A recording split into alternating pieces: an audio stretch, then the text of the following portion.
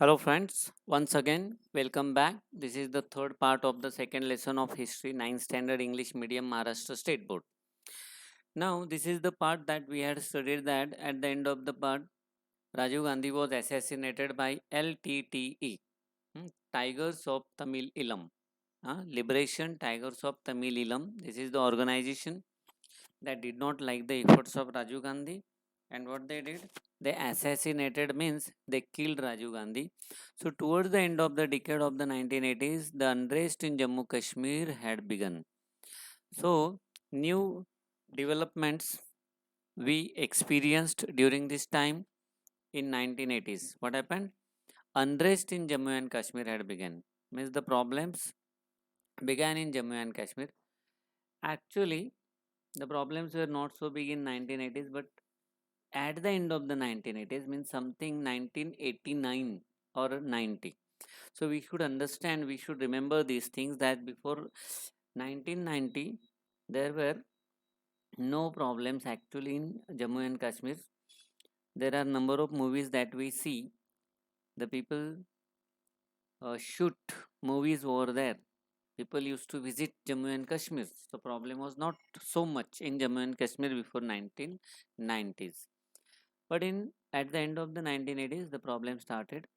This problem grew serious day by day, and today it has taken the form of terrorism.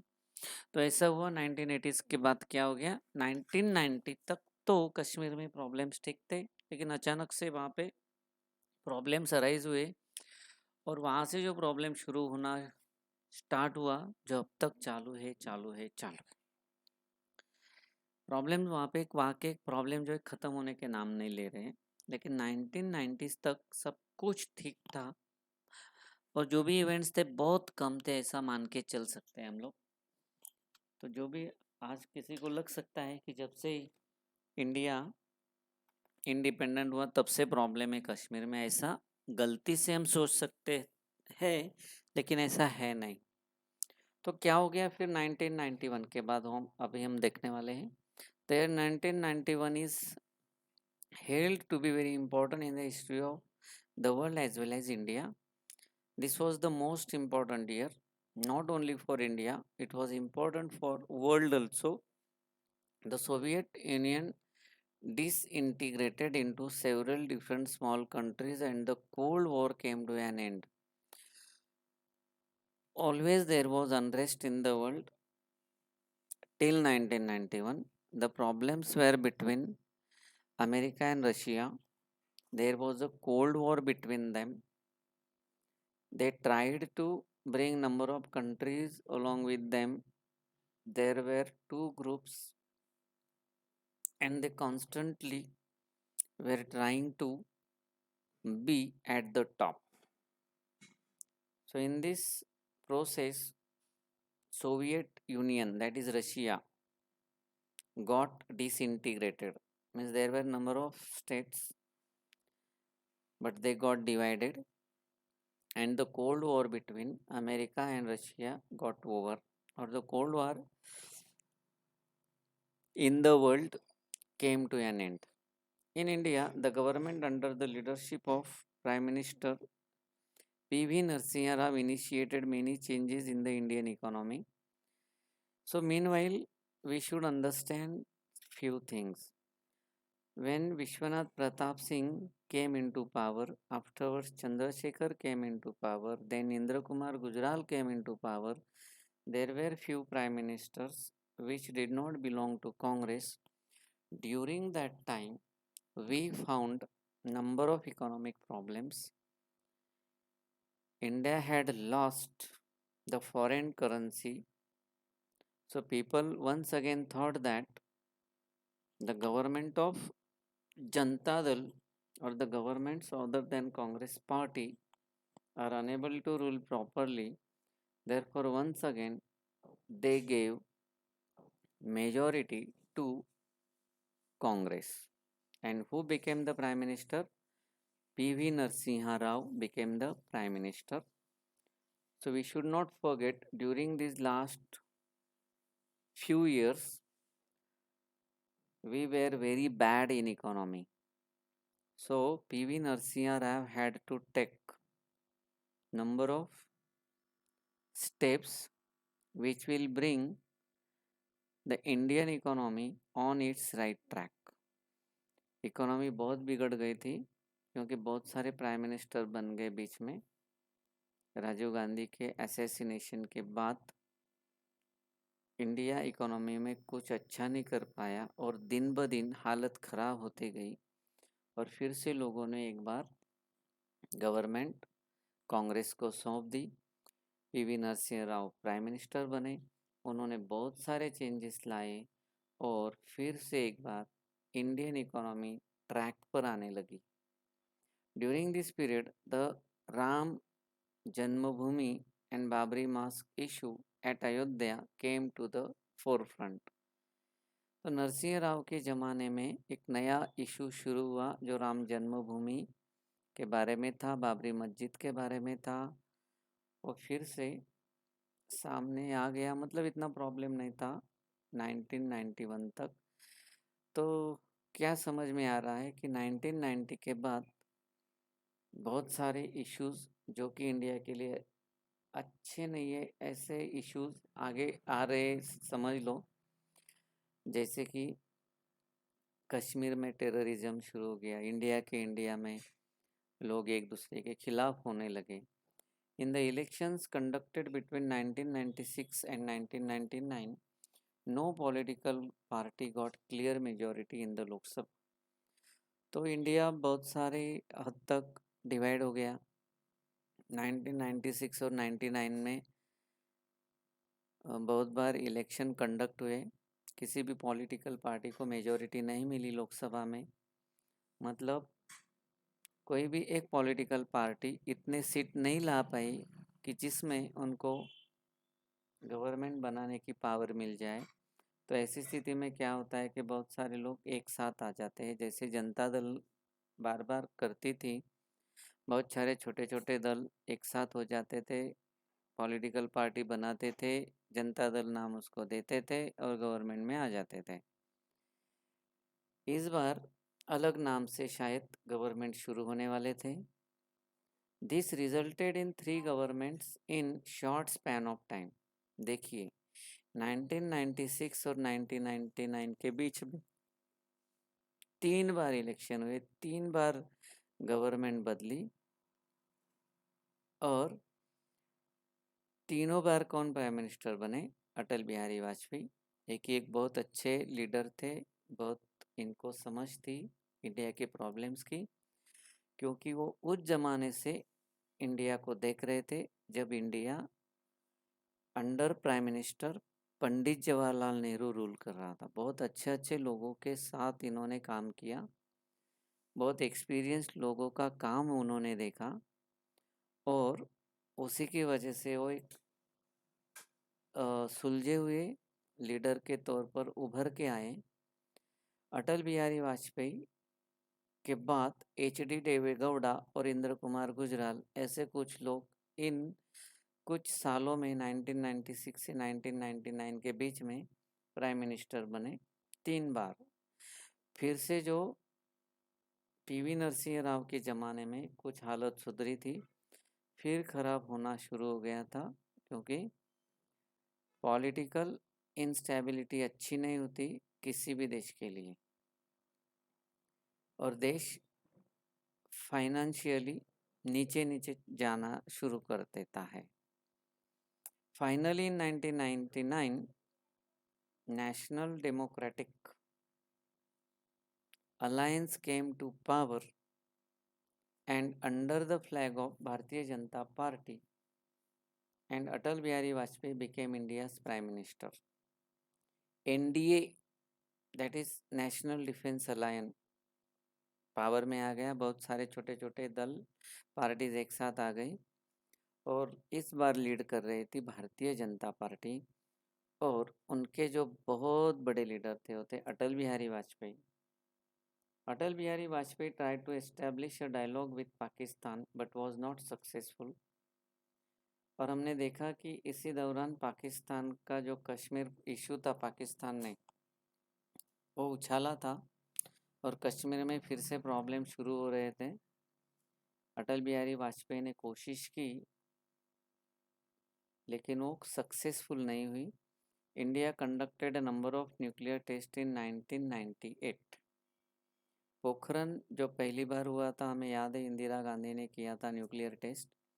अब वही nuclear test Atal Bihari Vajpayee ने शुरू किए 1998 में हमने किए, और we declared atomic power to ourselves. India ने अपने आप को एटॉमिक पावर घोषित कर दिया क्योंकि सक्सेसफुल रहे सब।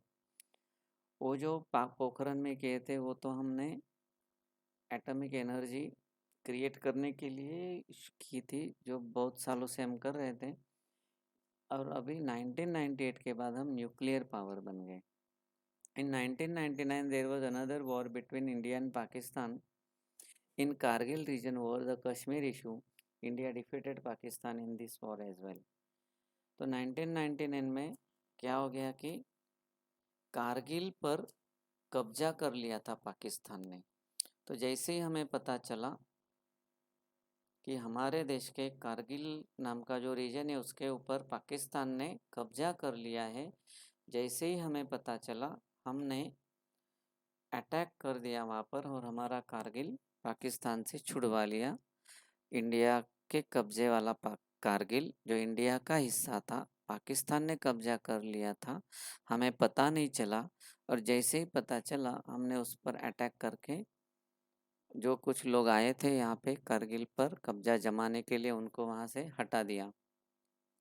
Indian economy right from independence, the modernization of economy, economic self-sufficiency and social justice have been the characteristic of Indian economy.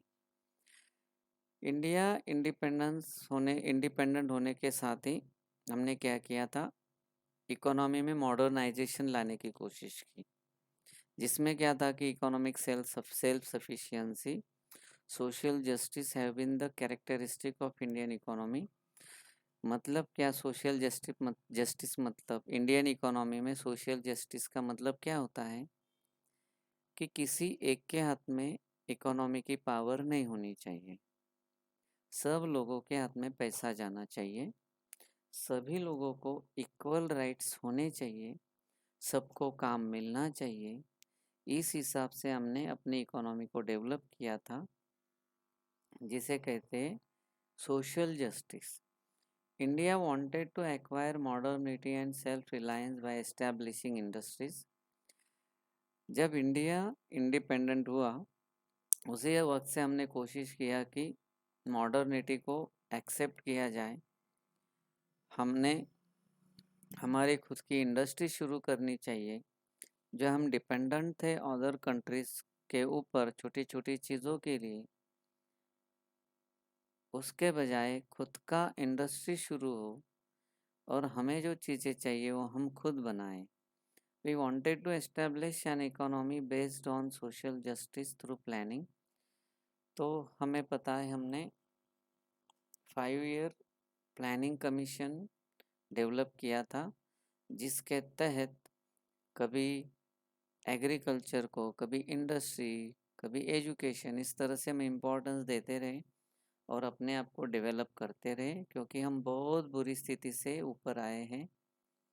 बहुत सालों तक फॉरेन कंट्रीज़ ने हमारे ऊपर राज किया, बहुत सालों तक हम छोटे छोटे राज्यों में बटे रहे, हर छोटे राज्य के अपने खुद के किंग थे।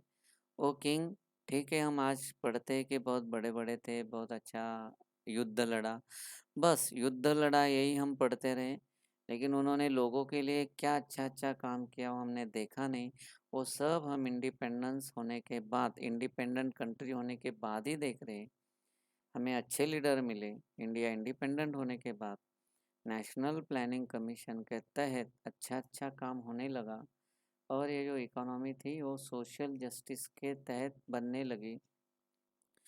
क्योंकि राजा रजवाड़ों के समय में क्या होता था, जो लोग पावर में होते हैं, राजा होते हैं, सरदार होते हैं, वही अमीर होते रहते हैं, गरीब लोग गरीब होते हैं, भले कितने भी बड़े राजा हों।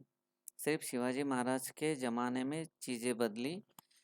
शिवाजी महाराज ऐसे पहले किंग थे कि जो लोगों के लिए बहुत अच्छा काम कर रहे थे। उन्होंने ऐसी पावर कंसंट्रेशन अपने हाथ में लेने के बजाय ज़्यादा से ज़्यादा लोगों को राइट्स देने की कोशिश की, फाइनेंशियली उनको ग्रो करने की कोशिश की, जो हमने पहले कभी नहीं देखा था। पहले बस सब पावर राजा के हाथ में थी और सब राजा ही हैंडल करता था।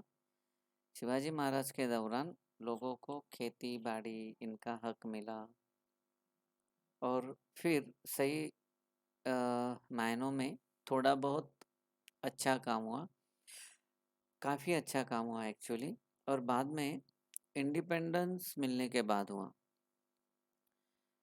तो क्या हुआ, we wanted to establish an economy based on social justice through planning. For this the National Planning Commission was established that would coordinate development through the policy of 5 year plans. 5 साल का plan होता था। 5 साल के planning में धीरे धीरे सभी सेक्टर्स में ग्रोथ लाने की कोशिश की जाती थी और फोकस कुछ एक चीज़ थी, जैसे कि इंडस्ट्रियलाइजेशन। और इंडस्ट्रियलाइजेशन को बहुत सारे अलग अलग चीज़ों की ज़रूरत होती थी, उनके ऊपर भी फोकस किया जाता था और हर तरह से लोगों को इकोनॉमिक बेनिफिट्स मिले, इसकी कोशिश होती थी। The Narasimha Rao government started economic reforms in 1991। ऐसे अलग तरह के जो इकोनॉमिक रिफॉर्म्स थे वो 1991 में शुरू हुए। These economic reforms are called as economic liberalization। जो 1991 में वो इकोनॉमिक रिफॉर्म शुरू हुए उनको क्या कहा जाता है, economic liberation. The Indian economy flourished as a result of the implementation of the policy. हमें बहुत बड़े बड़े बाद में जो प्राइम मिनिस्टर मिले, वो इस वक्त कह सकते हैं कि फाइनेंस मिनिस्टर थे, जिनके बारे में हम बाद में पढ़ने वाले हैं, जिनका नाम था doctor Manmohan Singh. Doctor Manmohan Singh finance minister थे और पीवी नरसिंह राव प्राइम मिनिस्टर थे।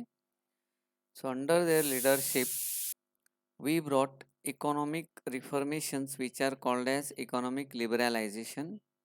The Indian economy flourished as a result of the implementation of this policy. So ये जो पॉलिसी बनाई गई इकोनॉमिक लिबरलाइजेशन, इसके बाद सचमुच चमत्कार जैसा हो गया और हमारी इकोनॉमी बहुत अच्छी तरह से फ्लरिश्ड हुई। और इनके बाद हमारे जो प्राइम मिनिस्टर थे अटल बिहारी वाजपेयी, इन्होंने भी ये इकोनॉमिक लिबरलाइजेशन जो पॉलिसी बनाई गई थी डॉक्टर मनमोहन सिंह के ज़माने में, वो उन्होंने कंटिन्यू की और बहुत अच्छी तरह से इम्प्लीमेंट की। तो foreign investment in India increased. तो बहुत सारे फॉरेनर्स इंडिया में आए, उन्होंने इन्वेस्टमेंट किया और हमारे यहाँ जो फॉरेन करेंसी की ज़रूरत थी वो अच्छी तरह से हमारे पास जमा हो गई। Skilled Indian professionals help reform the Indian economy. जो स्किल्ड लोग थे इंडिया के प्रोफेशनल, इन्होंने बहुत अच्छा काम किया और इंडियन इकोनॉमी को रिफॉर्म करने के लिए मदद ही की।